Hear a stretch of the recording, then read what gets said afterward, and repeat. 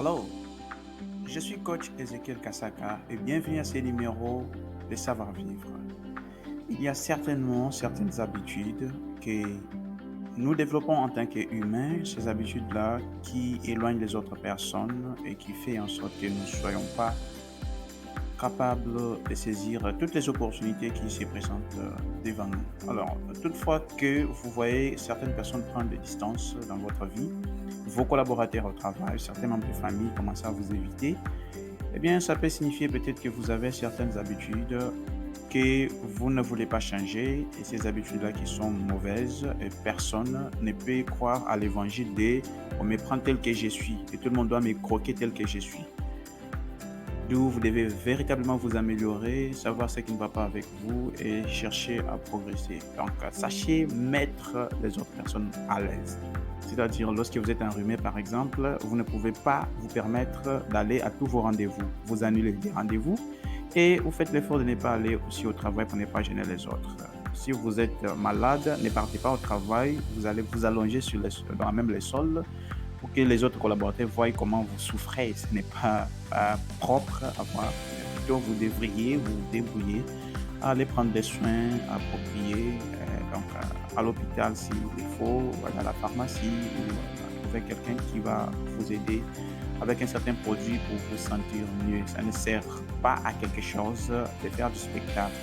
Un véritable gentleman ou une lady, c'est comment mettre les autres à l'aise, parce que lorsque vous partez au travail étant enrhumé, vous pouvez contaminer les autres et vous pouvez donc ne pas être une bonne personne pour les autres. Donc il y a certaines petites choses que nous faisons, ces choses-là qui arrivent à déranger peut-être un tout petit peu les autres, sans que nous puissions bien sûr tenir compte de ces choses-là. Par exemple, le fait de boire du lait directement donc à travers la bouteille, même si vous vivez seul, c'est une habitude très mauvaise. Ou soit avoir l'habitude de s'asseoir et puis mettre ses pieds sur la chaise, ce n'est toujours pas une bonne chose à faire. D'ailleurs, si vous avez l'habitude de montrer quel genre de téléphone que vous avez, vous tenez la meilleure version d'ordinateur ou bien la dernière version de Mercedes pour pouvoir vous moquer des autres, montrer que vous avez plus d'argent qu'eux, eh bien c'est très ridicule et beaucoup de personnes ne sont pas intéressées à ce genre de comportement. Donc, lorsque vous êtes avec les autres personnes en train de parler et que vous êtes scotché à votre téléphone, vous ne faites rien d'autre que regarder dans votre téléphone, en train de chatter, bien sûr. Vous montrez à ces personnes-là que vous n'avez pas beaucoup de respect pour eux et que la personne qui est de l'autre côté, loin, à travers le téléphone, a plus d'importance que la personne qui est devant vous. Une très sale habitude que peut-être vous ne vous rendez pas compte que ça gêne les autres. Donc, véritablement éviter. Alors, toutes les discussions que vous faites, que ce soit pour les affaires ou les appels personnels, eh bien, ce n'est pas nécessaire de forcer les autres à écouter cela. Donc, forcer les autres à écouter comment tu négocies des contrats des millions. On sait que tu as l'habitude de voyager, bien sûr.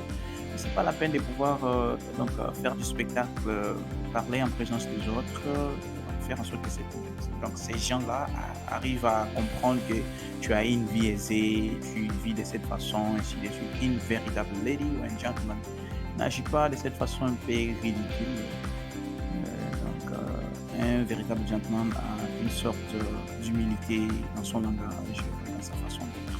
C'est ce qui fait la différence. Alors, si tu dois forcément prendre un appel et que tu es en public ou tu es accompagné de personnes, tu dois véritablement te déplacer.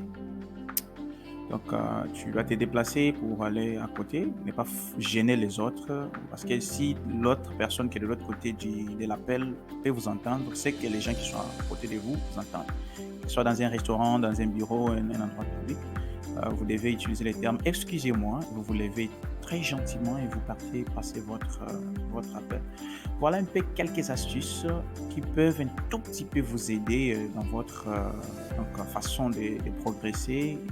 Il y a des choses que vous devez faire personnellement que personne d'autre ne pourra faire pour vous. Donc, si vous voulez avoir ce que vous n'avez pas, commencez à faire ce que vous n'avez pas l'habitude de faire et ça fera la différence. J'espère que ces paroles vont vous aider.